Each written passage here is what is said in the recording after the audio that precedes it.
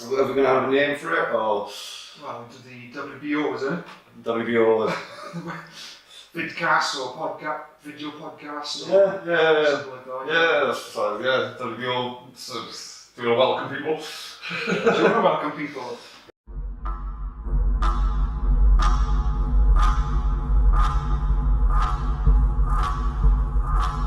Okay, welcome to the first WBO video podcast. My name is Tenford Tom, and this is Gal. I'm Gar, yeah, Gary's. So, we're gonna be doing a podcast for you guys. Obviously, we created this organisation, so we kind of have to give you some content.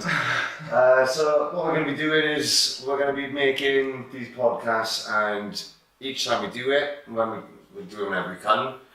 Because we are both busy men, but we'll both pick a story each that we want to talk about, and then we'll discuss between the two of us then a third story that we want to do.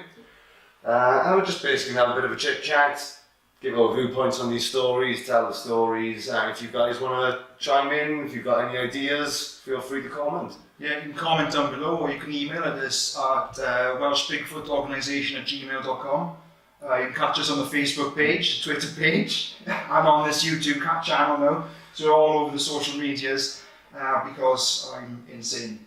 And obviously, if you've got any stories you'd like to share with us, absolutely, of your own, yeah. Especially if you've got any sightings of anything weird, doesn't have to be just Bigfoot, but anything weird, supernatural, UFO related, drop us a line.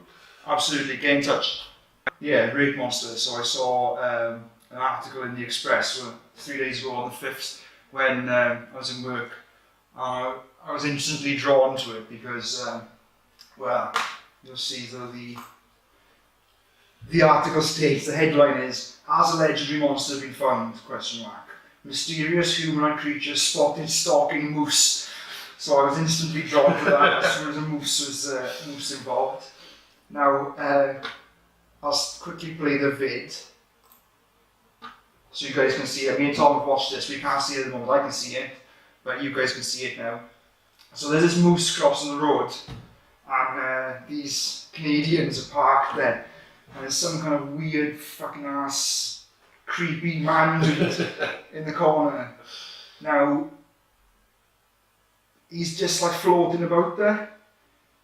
And it does look like his arm, he looks like he's kind of like a dog man. Yeah, it's almost like 4 elongated limbs. And yeah, he's really pale, and he's really well pale. So, the article... Kind of reminds me of one of those weird rabbit walking things from the Dark Crystal. Yeah, yeah, exactly, like longer arms on the front. Yeah. So the article carries on, so it goes, a 6-foot faceless humanoid creature has been spotted lurking behind a moose. The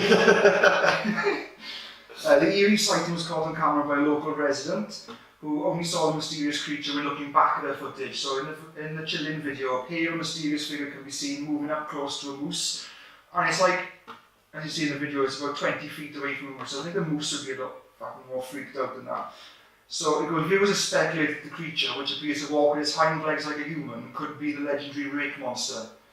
Now, I had a quick look. Now, I've personally never heard of a Rake monster before. I haven't. So it's like the Rake beast is a mythical Canadian beast of the wilderness, comparable to Bigfoot and the Yeti, but instead of like, obviously the Bigfoot, the Sasquatch is up on his hind legs and it's proper humanoid, you know. This one looks like a man, but walks like a dog or an animal. According to local legend, the Rake is a brutal, savage beast. Described, he's got canine characteristics, there we are. So, yeah, it's also said to attack without provocation, and is named after long blade-like fingers, the Rake. Ah, right, okay, yeah. So that's what it. So the video so far has gone viral. It's not the first time something like this has been seen. So this video was seen 102,000 times on social media, like within hours. Now, there's loads of like, if you look for, just type in Rake monster online, there's absolutely loads of these, you know, they're always kind of shoddy camera work, but they're all really creepily the same. They look like the same kind of weird little freaky man. Yeah. They tried to work it out, obviously, by what the length of his arms to the moose itself, that he's got to be 6 foot, at least 6 foot tall. Yeah.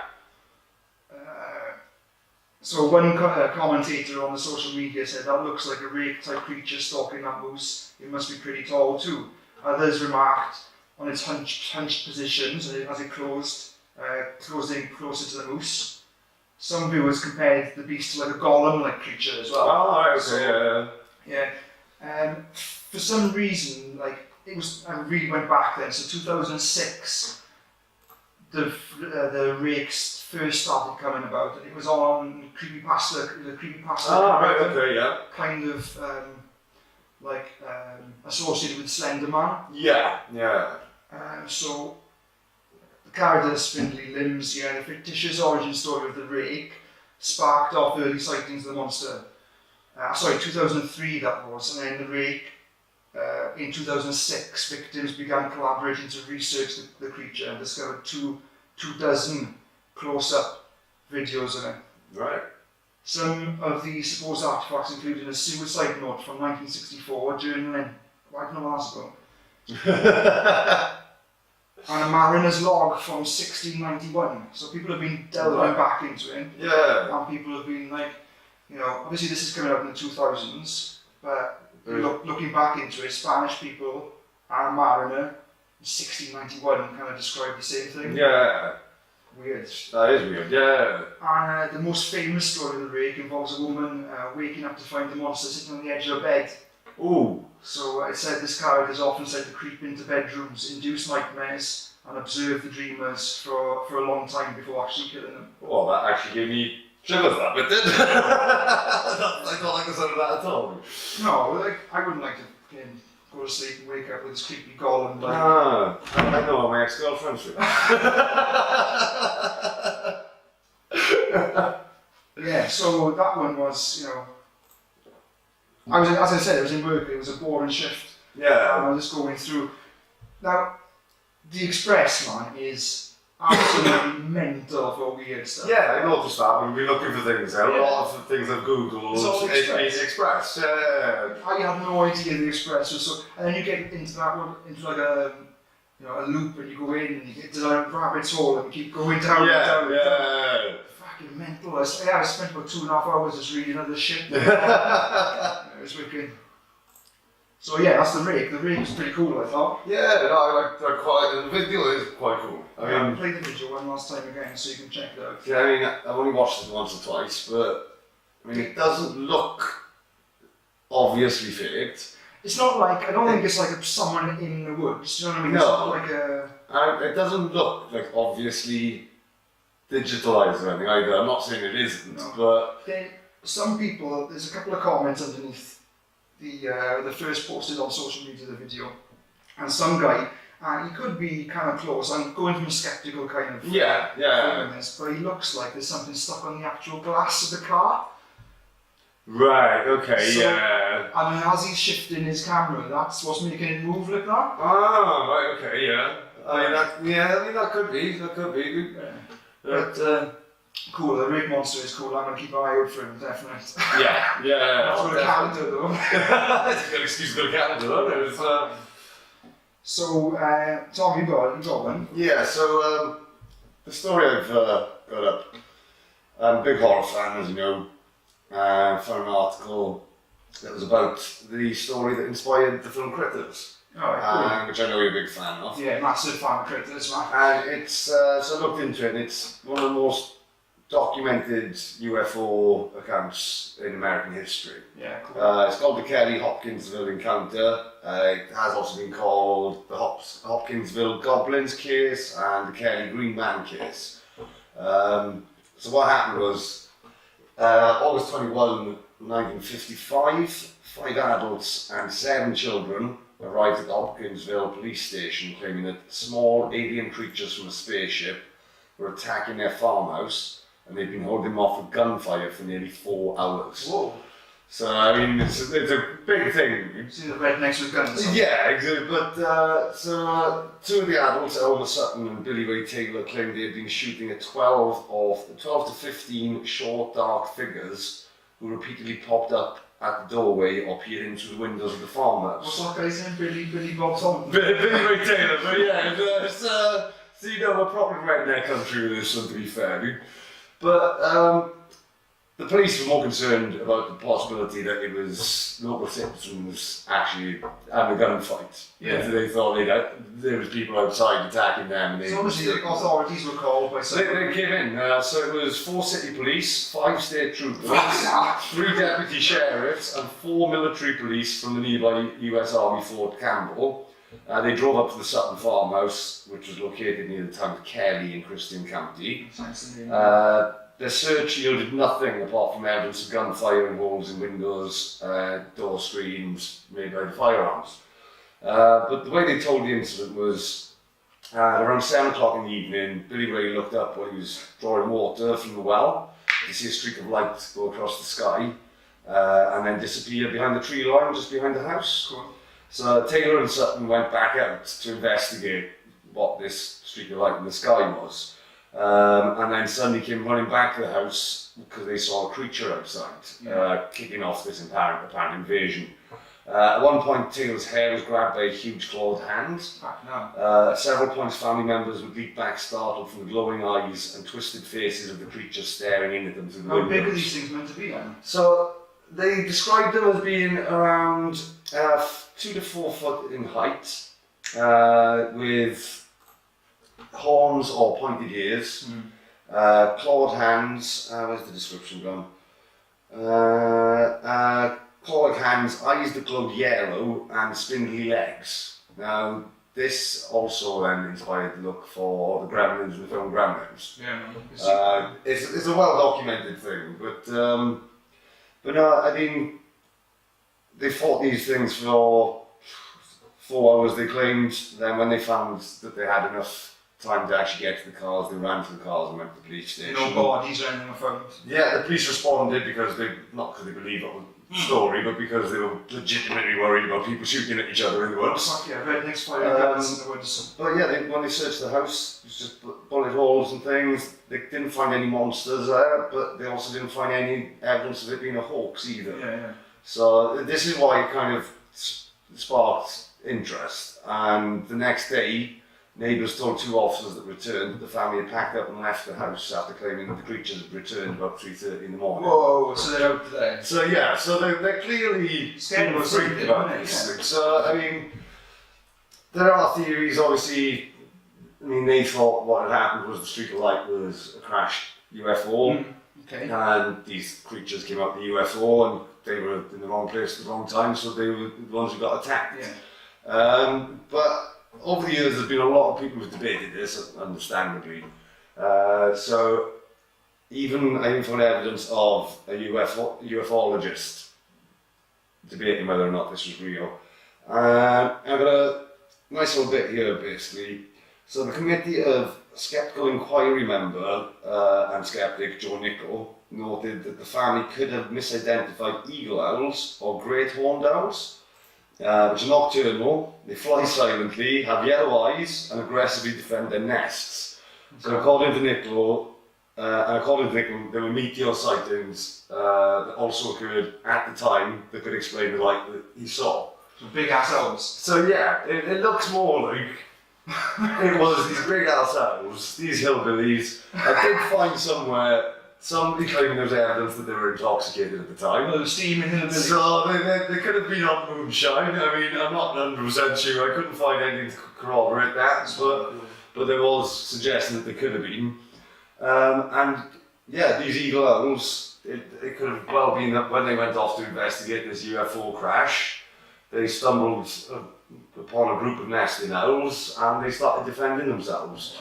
As they would, yeah. Now, it does make me think, why would they be in the windows of the house and things? Why would they be peering through the windows? You'd think, if they chased them off inside, that'd be good enough. Why did they come back? And why did they come back? But, so I mean, I wouldn't say it's a completely cut and dry case of drunk hillbillies, but I mean, there's a good chance that there was. I mean, I'm putting it even odds.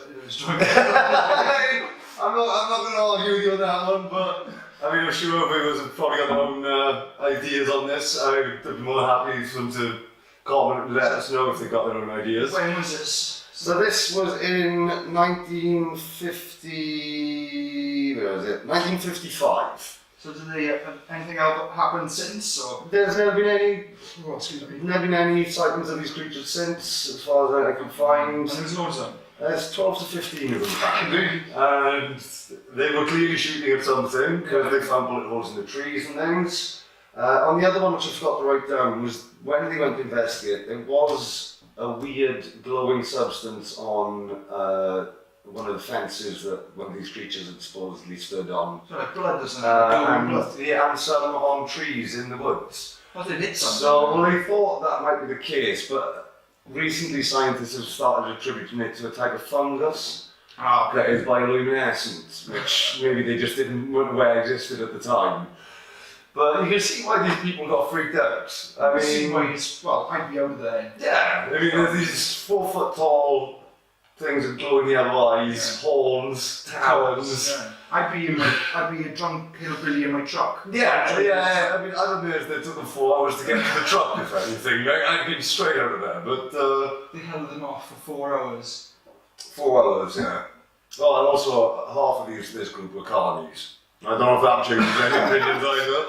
I love the story, man. I mean, it's a cracking story, regardless of whether it's true or not. As soon as you get into, okay, so it might be owls, like that, and it's like a group of hillbillies, some carnies, they're turning up in the woods, they're all partying like hell, they're on the moonshine, they're shooting off everywhere. Yeah, but then the other thing, I mean, it was there were 7 kids though. The so they might be stealing. They might be stealing. They might be, yeah, it's the 50s, the hillbillies, they could have been drinking just as much, but... What if it was like bad moonshine? Yeah, I mean, all twisted. I mean, it could have even been something like blood poisoning. Yeah. I mean, if they've got some kind of mould, hallucinogenic mould, and they're in the middle of fucking nowhere, maybe it was a mass hallucination or something, but... That'd be awesome.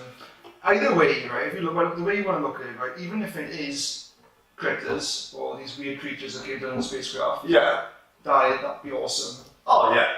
Even if it is hallucinogenic mold, that's awesome. Yeah, it is. Right, and even if it is a bunch of guys and rednecks in the woods shooting nothing, yeah, it's still a fucking cracking story. It's a cracking story. I mean, clearly, and it shows because I mean, it inspired the film Critters. Yeah. And it also inspired Steven Spielberg. He wanted to make a film called, I think it was Dark Skies, about it. Yeah. But he was convinced to make his film kid friendly, so he Make Gremlins? No, he turned it into E.T. Oh, right. He took out all the evil, because he wanted it to be all nasty monsters, and then one friendly one that was going to help the family. Yeah.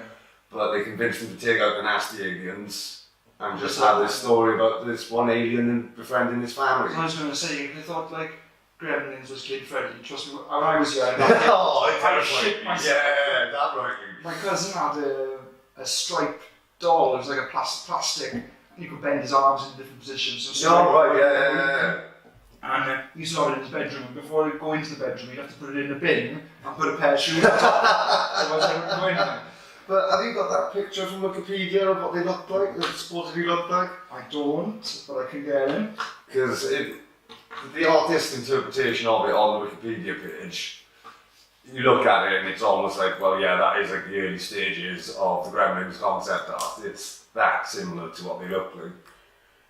But yeah, you can see straight away the inspiration for Gremlins anyway, especially and Critters too. Here guys, this is good now.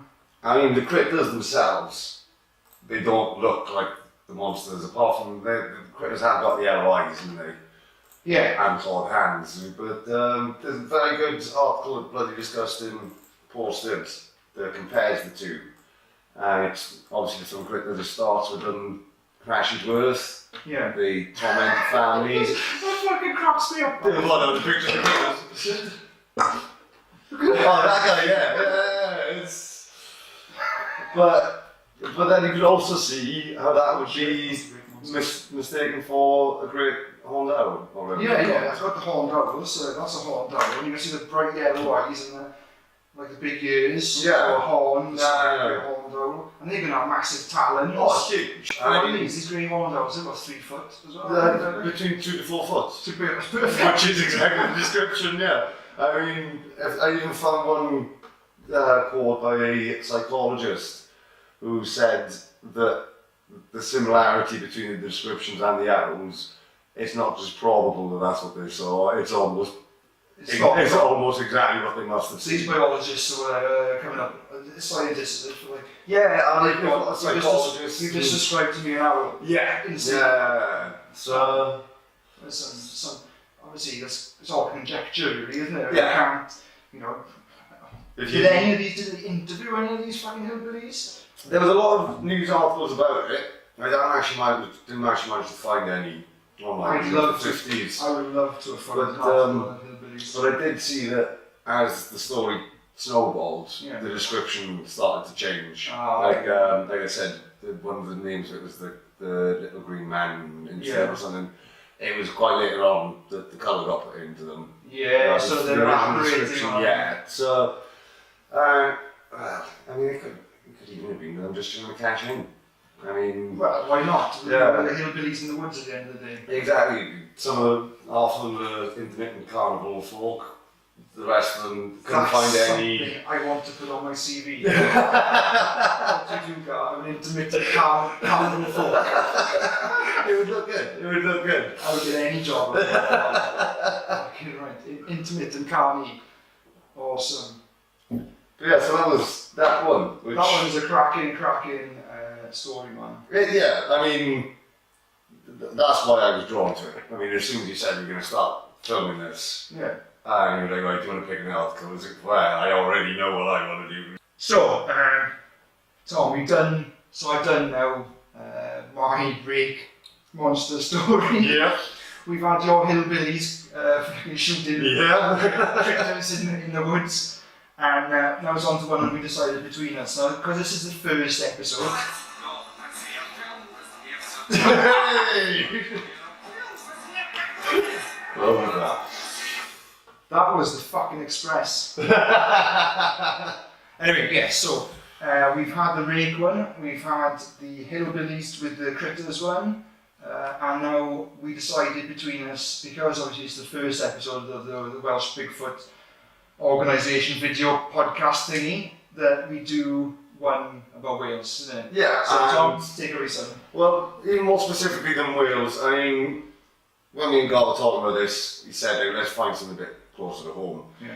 I did a quick Google search and it seemed like the obvious choice, but there was 2 years ago, I believe this was, there was an apparent Bigfoot caught on camera on Philly Mountain, just outside Cardiff. Right. So, again, this was the Express. I love the Express. I'm starting to think I might need to get an actual Subscription. subscription to it, to be honest with you. But yeah, so they've got a little video clip, which they claim shows a Yeti or Sasquatch type creature. I mean, I don't know you, I think it is a bit... It's a bit fetched, yeah. I mean, far-fetched. you can see what looks like some kind of human shape there. But, I mean, the viewers can obviously watch the video and they can decide for themselves. But What I'll do, Tom, is I'll stick the link to the video in the description down below. there we go. Because I can't actually get a video to show while we're doing this now. Right, yeah, so if you want to check the link below, obviously then you can have a look at the video yourself. But although the video's a bit sketchy, the actual interview I got here with him makes it a bit more believable. So the article itself, you mean? Yeah. So I mean, he told the Daily Star online, which I know isn't the best bit in the world, but he said, I previously visited Pavilion Mountain a few days before and had noticed plenty of the typical wooden X-type structures believed to be Bigfoot boundary markers. Upon my third visit while walking up a trail, whether human or Bigfoot is unclear, I noticed an oddly broken twig. I proceeded to film this stick whilst talking and explaining to the camera what I saw. I did not notice at the time, but later on when reviewing the footage for editing, I noticed movement in the background. Now, I mean that could be bullshit, I don't know, but I know you're into your Bigfoot stuff, same as me. Yeah. and it is something that's starting to be documented quite a lot. The tree structures. Yeah. Absolutely. Which, as he said, people believe are boundary markers for these creatures. Now, if he's finding them up there, I find it very unlikely that somebody in Wales is going to be trying to trick people into there being a Bigfoot around. Yeah, why would you? I mean, it's not something that, like if it was somewhere in America, where people are always on about Bigfoot, I'd go, well, yeah, no, this could be just somebody out going out in the woods, doing it, trying to trick people. I've seen them, especially out in the US, I've seen them where the actual wood structures are so enormous that they couldn't have been done. No, they couldn't have been done. You need at least 5 or 6 men. Exactly, yeah. They're so heavy, so large, and you can't get like JCBs or anything into that. No, they're in really wooded areas. Yeah. So yeah, I mean it's a bit of an odd one. I mean, I think we should go up Kelly Mountain at some point. I think we should. I think you're absolutely right. I think we should take a camera, go up, take some beers. Yeah, see what we can find. I mean, I'd be more than happy to camp out. Yeah, camp out there. And then we can do an overnight because, I mean, from a lot of the research I've seen, people tend to think that they are more nocturnal than diurnal. I mean, you do get the ones sighted in the daytime because that's when people can actually get footage. But the theory is that they are more nocturnal than diurnal. So. And I can't really, if you think of where the natural habitat is in the States, you know, huge wooded areas. Oh, some of these woodland areas outside the countries. Yeah, we haven't got that side, but we've got massive, you know, talking about like Rake and Snowdonia National Park, Kelly Mountains, you know, down the Gower. Yeah. You know, these places, it would take you hours, probably a whole day to walk through them. Yeah. I know, I wouldn't go up there and sit there on my own. No. You know what I mean? I've got no reason to. I don't really hunting or anything like that. No. I think that's when they mostly get bumped into in America when they're doing huntings. But I'd love to just go out there and just fucking set up a tent and we'll do an overnighter. Yeah. See if you can find out the exact location of where this guy filmed it. Yeah. And then we'll go to the spot. Yeah. But I think that would be a good little road trip for us and definitely be interesting for the viewers. And I mean, I'm not sold by the video though. The video's sketchy, I gotta be honest. You have to really kind of be with the guy as he's talking about what he sees. Yeah. You have to kind of, I mean, there's been some other ones. If you want to delve down the rabbit hole, there's some other people who have been like reviewing and checking that video out, didn't they? Yeah. And they've been switching the light and the different, different.